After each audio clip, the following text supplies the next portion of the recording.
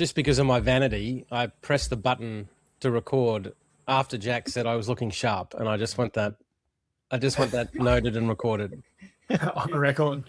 On the record. You're looking like you had some sleep, Don. Well, on the weekend, I was at a retreat, and there was a number of our listeners there, which was awesome. I keep forgetting some of the stuff that I've shared because they come up in conversation. I'm like, how do you know that? You disclosed it to the world. But it was so awesome at the Performance VC little weekend retreat. Yeah, I had massive FOMO.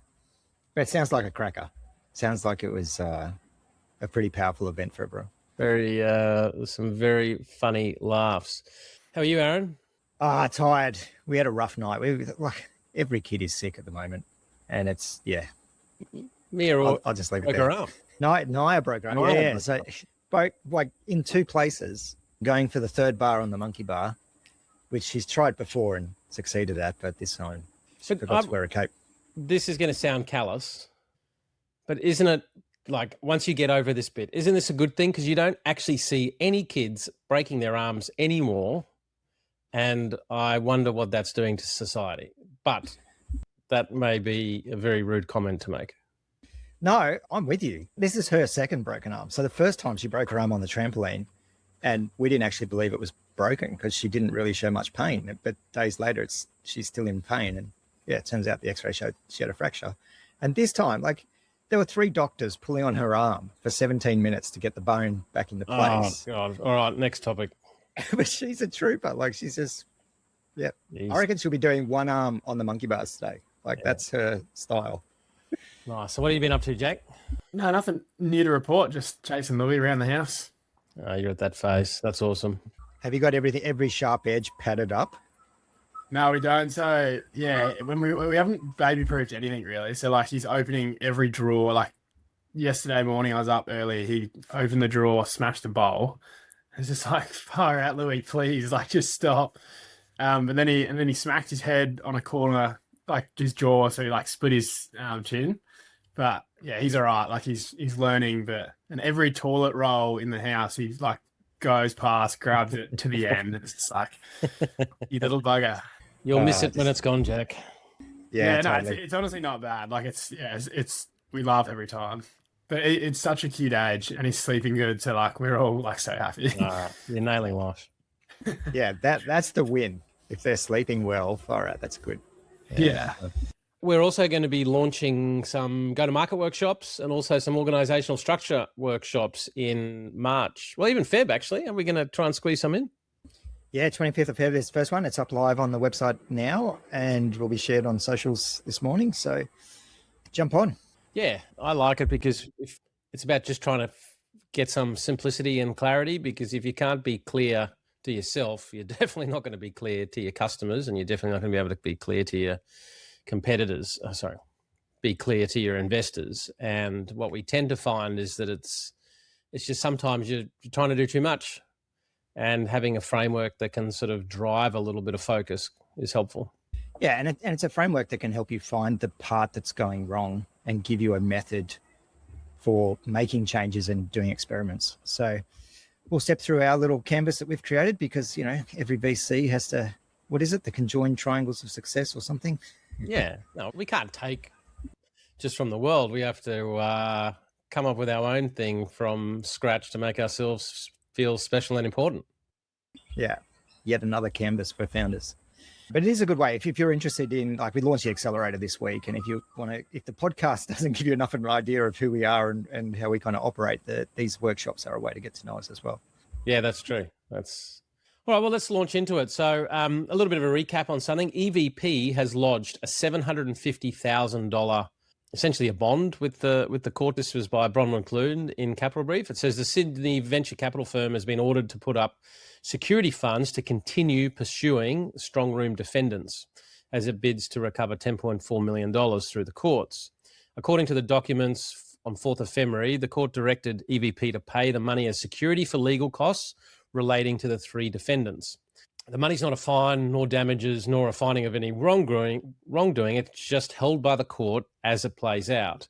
If EVP loses against the defendants, the funds may be released to cover their legal costs. If EVP wins, the money's returned No funds have been paid to any defendant at stage. And the size of the order, Bronwyn points out, just gives an indication of how big this fight is going to be.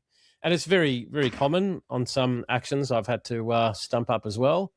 But I would not want to be the people on the other side of this. They are going to, EVP's not fucking around. Yeah, totally. And like you said, for those not familiar with these things, this is pretty standard for the parties to have to show that they've got financial viability, see the case through and everything else. But yeah, the quantum is interesting. Like, it goes to show these legal costs, this is going to be a pretty hefty battle. And EVP, they've got the pockets to weather it. So wouldn't really want to be on the other side. And for them to take it to court in the first place, like, you go back through all the actions that they've taken. You've got to wait for the decision, obviously, but you can't help but think there is something here, and EVP is likely to come out the victor. There's some lessons for founders here, Jack. Just don't be dodgy. Yeah, don't fuck up. All right, changing gears a little bit. There was a post from Vu Tran this week that caught my eye that said the laws of physics for building a company have changed. That really stood out for me because that is so true. In the post, he said the line from Ben Horowitz on a recent episode of Invest Like the Best, when he was talking about building in the world of AI, really struck with him. It's a perspective from someone who's shaped modern innovation and investing at the coalface of what high growth companies can be. On a personal note, he read Hard Things About Hard Things, written by Ben in 2014, which is one of the most influential books that he's read. I read that book in 2015 when one of my businesses was in a real pickle, and I accidentally came across it at the airport on the stand there and read this thing. And it's been this seminal thing I often refer back to. And I want us to do maybe a bit of a deep dive on some of these things in there at some point. Any listener that hasn't read it, I think really needs to go back and read it, because there are just some absolutely timeless things in there that I think could guide you today. I like that idea of actually picking a book and we dissected an episode. That'd be bloody awesome. I had a similar... It's like a book club. Yeah, book club. I had a similar thing. I was just on the tail end of winding up my fucked up exit when it's actually a mate from Silicon Valley said, you got to read this. And when I read it, it was like, oh my God, I feel seen. I feel understood. Like, this is why it hurts so much. But I think of that book a lot. I need to read it again. Do you know who else likes this book? Who's that? Just hold on. My favorite book on leadership is The Hard Thing About Hard Things by Ben Horowitz. It's an incredible guide for any aspiring technology founder that wants to sort of learn not just the things when they go right, but also the things when they're difficult. And it provides tons of tips and advice. So that's the great Ed Keelan from Octopus out of London, who we need to touch base with so we can have lunch with he and Adam and others from the Octopus team. But it's funny how those two posts got linked. That is so good. It's been cranking out some good content recently. I meant to share a couple for the podcast.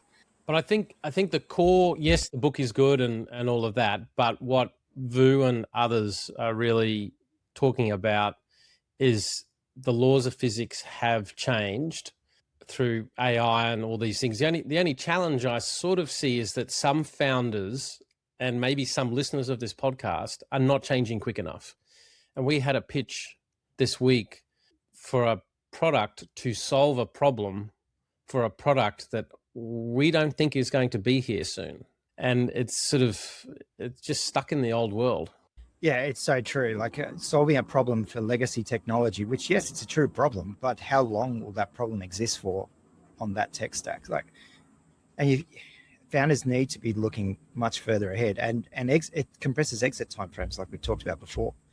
But I like that catchphrase, the laws of physics for building companies have changed. It is so true. A lot of it is just compression of the same. So it's not that it's changed, just timeframes are shorter, but we are seeing a fundamental shift in how businesses can now be built and launched.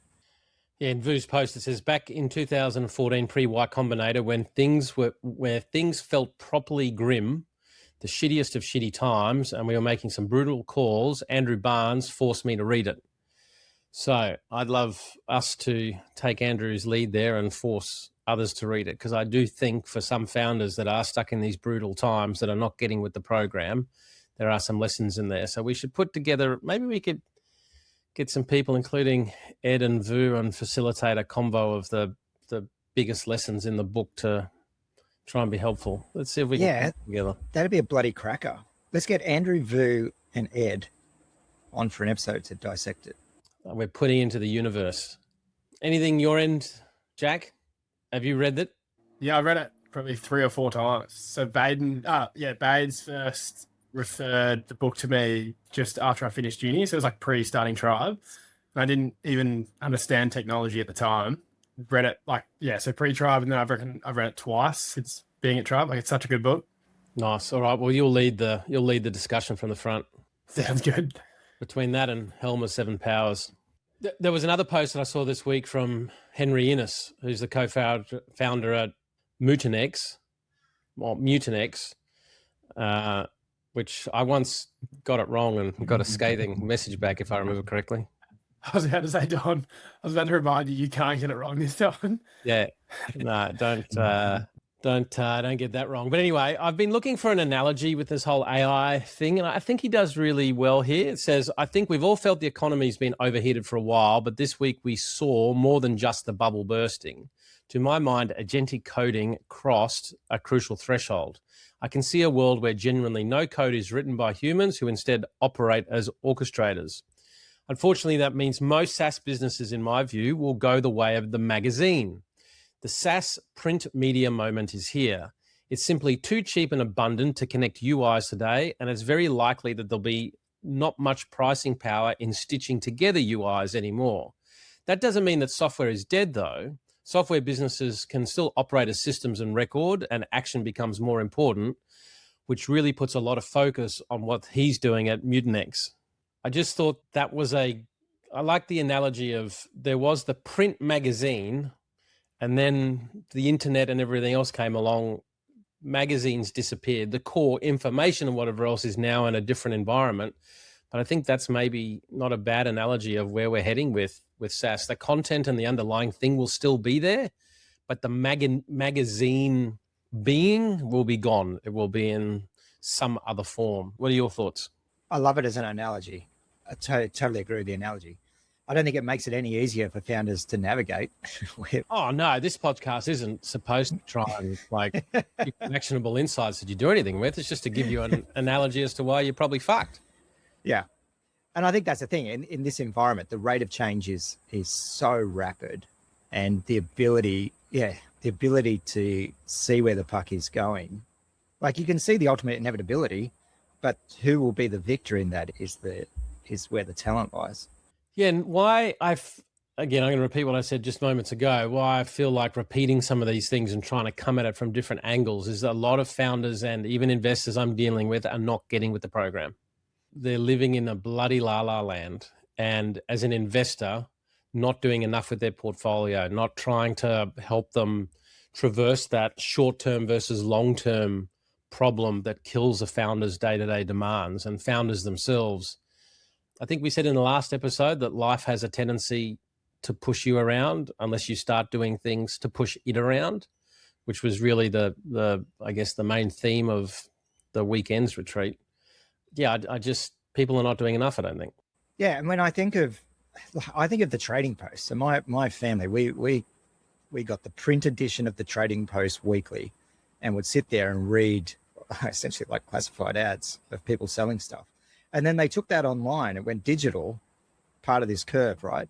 But they died. Like it became, I mean, look at Marketplace now. Who owns the customer? Where is the audience? And then can you add a feature to that existing product stack? And I think this is the inevitable challenge on any technology diffusion curve with time, is that inevitable come off the peak. And unless you are running lots of experiments very quickly, I think the inevitability of death is going to be fairly common. And what I would love to, if you are listening to this and you haven't started playing with Replit, Codex, Claude Code, whatever it is, I'd love you to stop listening right now and go and create an account. Can we gate it that only listeners that have played with one of these tools are allowed to engage with us any further? Well, I think it'd be fair to say you'll get far more value pausing the podcast and going, using Replit, then listening to the rest of what we're going to dribble on about. So go do that. No, I just, yeah. I don't want to seem overly, but I just keep talking to people that haven't even played with the tools. Yeah, but I think so. When we first heard about this was Joel Pobar when you guys went to the US, and that was like 18 months ago. So you first heard about the capability of what Claude could do at that time, but then it wasn't really until you actually try it yourself where the penny drops. Exactly. And like, just from a point of view, if you're an investor listening, how are you going to analyze deals and durability and different things if you don't understand that? And if you're an investor, you don't start pulling together tools that are going to be the tools that most likely help you index to deal, like finding deals, selecting deals, supporting deals. And then if you're a founder, if you as the founder aren't technically proficient on these things and you don't have some energy inside your company, and I know some of the listeners don't have enough, why don't we just make a pact? This will be the last episode that we raise this, but I just, yeah, I don't know. People are just falling behind. But that is a good point about the call out to investors too. Like I've been thinking a lot of a couple of our bigger investors who've built huge SaaS companies, and that's what they know. That's the lane they're in. Now they're at a stage of life where they're off traveling the world, having adventures, an awesome time. They don't have the time to invest in these sorts of tools.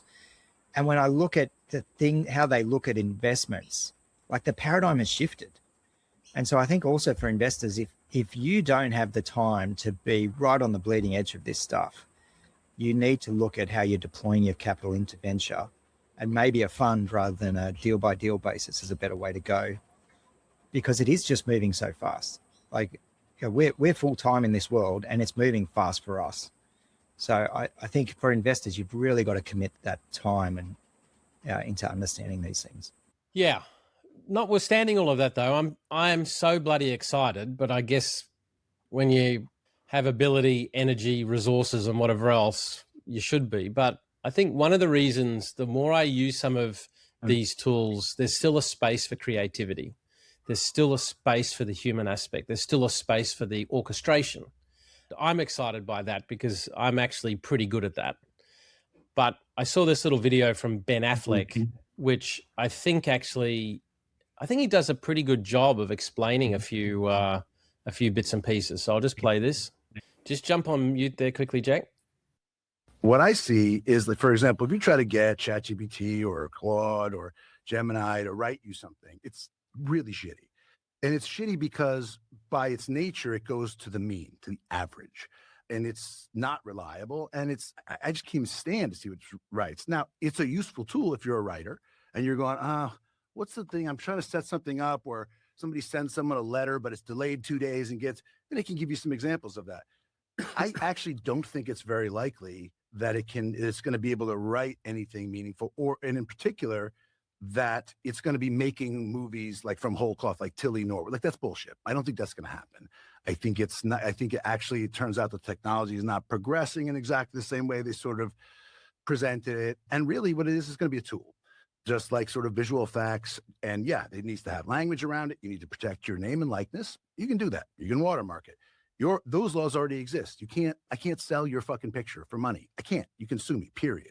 It feels to me like the thing we were talking about earlier, where there's a lot more fear because we have this existential dread. It's going to wipe everything out. Right.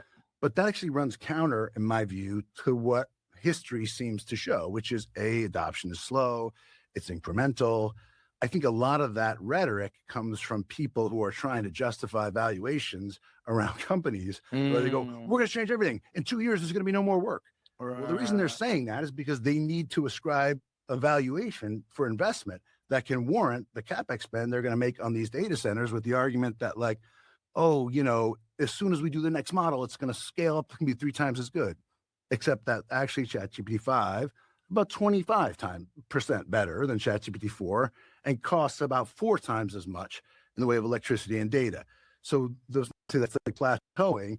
The early AI, the line went up very steeply, and it's now sort of leveling off. I think it's because, and yes, it'll get better, but it's going to be really expensive to get better. And a lot of people were like, fuck this, we want ChatGPT 4, because it turned out like the vast majority of people who use AI are using it to like as like companion bots to chat with at night. And so there's no work, there's no productivity, there's no value to it. I would argue there's also not a lot of social value to getting people to like focus on an AI friend who's, you know, telling you that you're great and listening to everything you say and being sycophantic. But that's sort of a side issue. I think for this particular purpose, like the way I see the technology and what it's good at and what it's not, it's going to be good at filling in all the places that are expensive and burdensome and they make it harder to do it. And it's always going to rely fundamentally on the human artistic aspects of it. What I liked about that is the point around the mean. And I think the opportunity here is for you to go, okay, I'm going to start off with something that's in the mean, and then I'm going to use my greatness to create something great.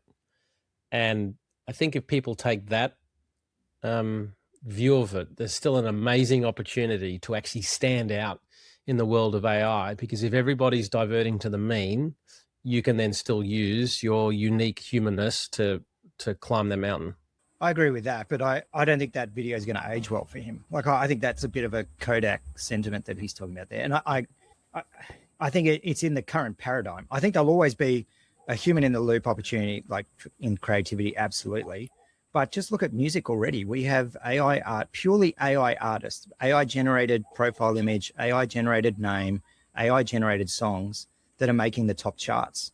There was a country hit, Walk My Walk, that was #1 in the country music charts, and it still gets 2 million monthly listeners. Like, to claim that there has to be a human for this creativity aspect, I don't think that's going to age well for him. No, but is he saying that you don't have to have the human, but you'll end up at the mean? I agree. You'll end up at the mean. I think you'll end up in the mean in the short or medium term. I totally agree on what he's saying about the slowness of adoption. Like, I think 100% agree with him on that. But I think the generational change that'll come through, like I look at how my kids talk to AI now. Naya gets Gemini to generate stories for her and read story and make up stories, and like when they come through, the way that they will look at what is creativity and what is unique, I think will change the paradigm. So it'll be the median as we know it. Won't that just shift the mean? It potentially, but isn't that what humanity's always done? Yeah. Like what's actually different? Like I don't. But if you're happy if your business can live at the mean, fine. Our business can't. No. We have to be in the 1%. Yeah. I guess is the way I'm looking at. Therefore, we have to find founders that can be at that 1%, and we ourselves have to build tools and do things that deliver the 1%. Is where I'm sort of anchoring anyway. Yeah, totally. But like I look at having said that, my AI songs, whilst made by AI, take the mean and make them top 1%, like that. You're the mean mover. Let's be clear.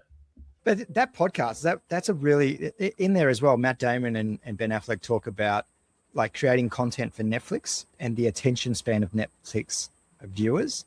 And I can't remember their latest movie, but like my view was terrible. But when they actually dissected why they had to make it that way for Netflix listeners who are watching TV while on their phone, while they've got a 30-second attention span, having to re-explain plots. Yeah, they have to actually explain what they're thinking because people are looking at their phone. They've got to listen to what I'm going to do now is I'm going to do this. Yeah, so like the plot has to be explained 3 times. They've got to have the big action sequence at the start to hook you in, whereas it used to be at the end. Like you look at how that is already changing the very nature of creativity. Yes, the mean will shift, but yeah, I'm not sure there's a role for Hollywood as we know it in the future. Yeah, not as we know it, Jack. Yeah, there are some pretty wild AI video generators like coming out now.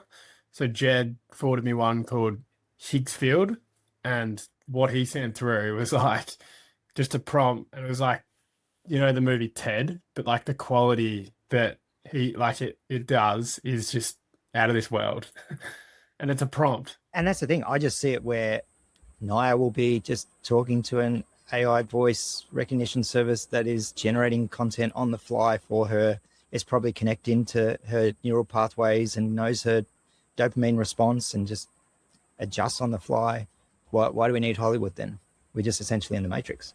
Yeah, but I think coming back to the original article around Vu's post talking about the physics have changed, I think there's going to be a new median. But if you want to be in the top 1%, but an email that I sent you earlier in the week as well from Simon Beard is on the same theme of the physics have changed, where he said the rules for building a business just broke and most people haven't caught up.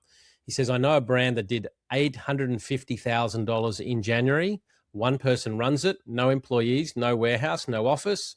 He started 8 months ago with $10,000. He doesn't want to name them because he doesn't want competitors reverse engineering his ads, but he can tell you exactly how he did it because what they built isn't a fluke, it's a blueprint.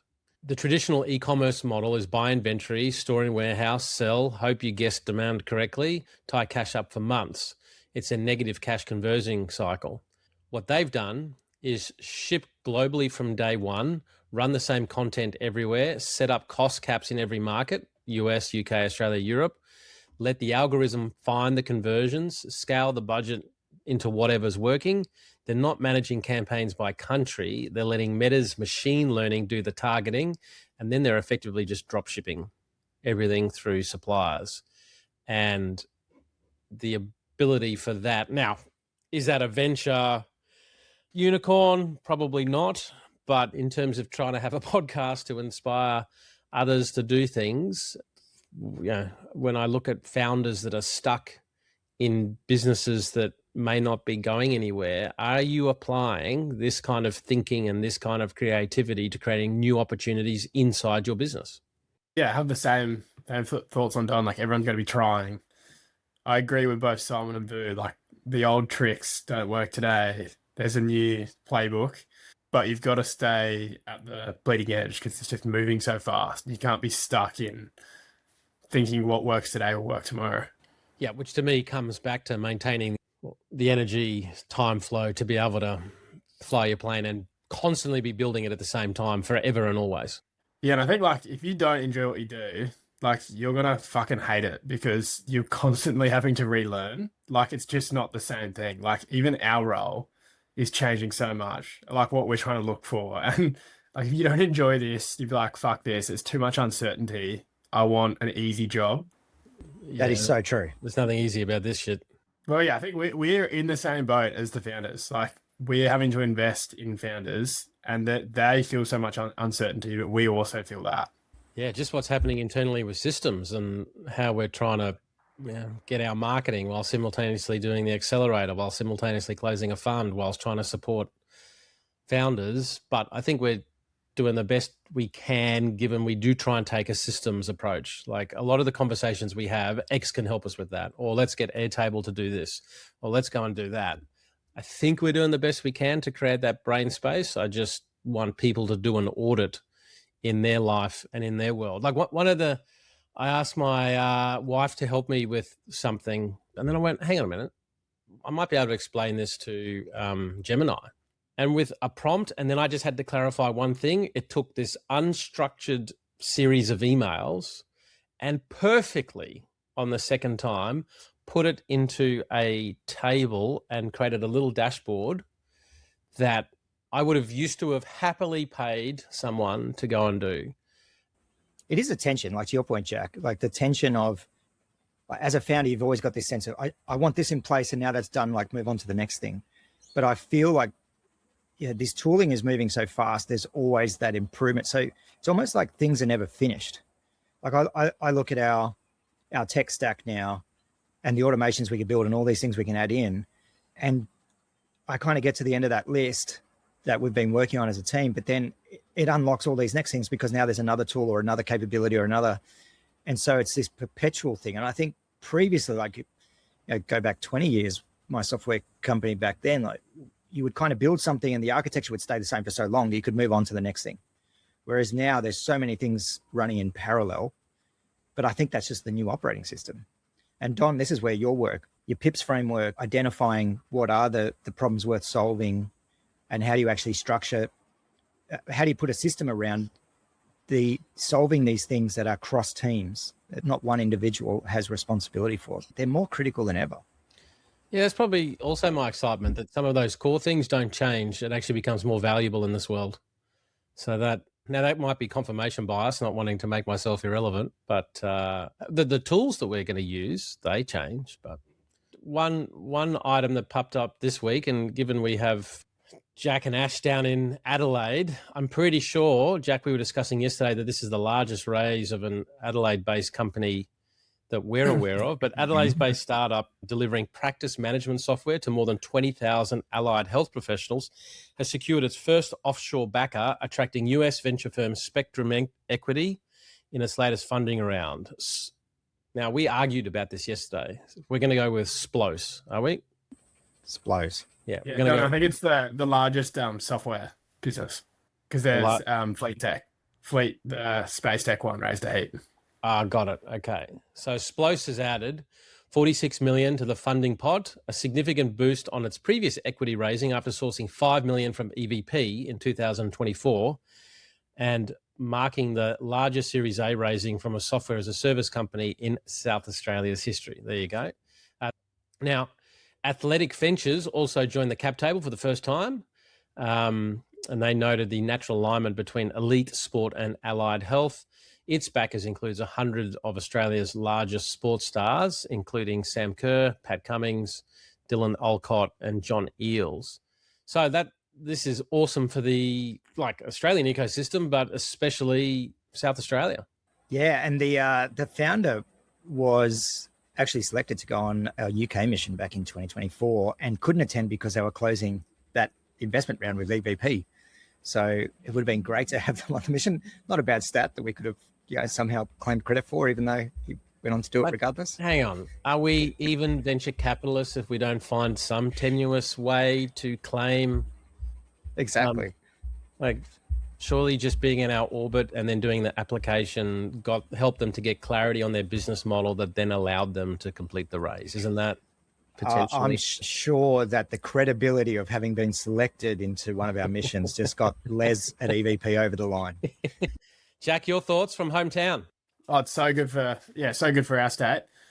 But I think we were talking internally yesterday, and we don't know all the details, but I don't think it's always been up and to the right. And the company's had to do at least one pivot that we know of. So it's just a great reminder for any of the founders that are listening that it's not an overnight success. And these guys didn't find product market fit from day one, and then had to pivot, and now they've found their niche in allied health. And from speaking to a few people in the industry, all reports they have the best platform by far. Yeah, no, absolutely well done to them. All right, well, as we've got a big day doing other stuff, it's a little bit shorter than usual. Let's jump into themes. Aaron, I see you've got one there. Yeah, look, I wanted to come up with a better name for this, but fadpreneurs.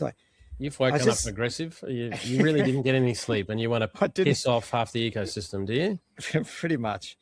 And it's not just founders. So I was actually reflecting on some of the investors who've leapt into VC in the 21 vintage and then leapt into AI. But there is this, I don't know, there's a certain category of the entrepreneurial energy that just jumps from one fad to the next, but never actually sees them through. And I'm not saying it's necessarily a bad thing.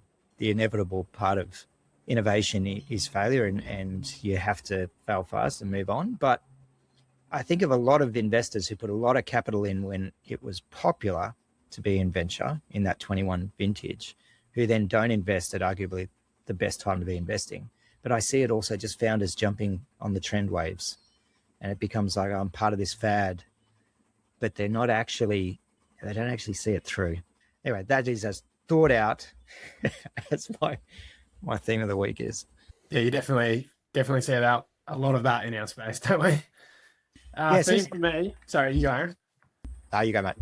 Theme for me would be just, back full time with Tribe. So it's good focusing on one thing again. So it sounds like a bit of a cop out, but it's actually a big deal because focusing on one thing is so much easier than having to content switch.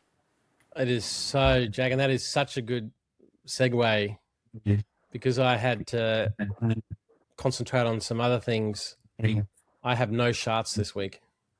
Where is Ash? Is this- Can we dial in Ash? Hey, this is what happens when you got more than one thing on your plate. But no, that is true. Focus, I think. No, I like it. For me this week, theme, and I think I said it a few weeks or a few times ago, but just don't underestimate what you need to do to keep your own energy up. It is the precursor to good decisions is that energy. The precursor to being able to execute good decisions is that energy. And sometimes we just have these things that are weighing us down, that are dragging our energy, and you've got to find ways to get into rooms or environments where you can unlock all of that shit. So I'm feeling good this week. Gonna get out and crack some skulls, get some shit done. That's good. So yeah, we don't have any shots. What are you looking forward to? I shot you a message. I think, Aaron, we should go to the Innovation Bay floating retreat. What's it called? Just stand by. Retreat at Sea. We've been that head down, bum up in our own little world. I think we should go in March, or at least one of us. If you're volunteering. I'm happy to go. I'm going to do it. My March is an absolute, between the US South Start and then a family wedding, a little friendship circle offsite-y thing. I don't have a spare day in March. All right. Done. I'm doing it. Libby! Yeah. Also, how is it already nearly March? Oh, my father once, I was quite young at the time. I asked him, why don't you wear a watch? He said, I took it off when I was 40 because my life was going too fast. Mm-hmm. And I didn't realize how deep and meaningful that was at the time. But now, as a soon to be 43-year-old, I get it. It's the days are, what is it? The days are long, but the years become shorter. So anyway, at least. My family's planning my 50th in 2 years. I'm like, can I just have the next 2 years? Like, can we just plan it the week before or maybe even a year after? Like, why do we have to talk about this now? Yeah, that's true. Well, at least we're having fun. That is true. All right. Good. Thanks, boys. See you guys. See ya. Bye.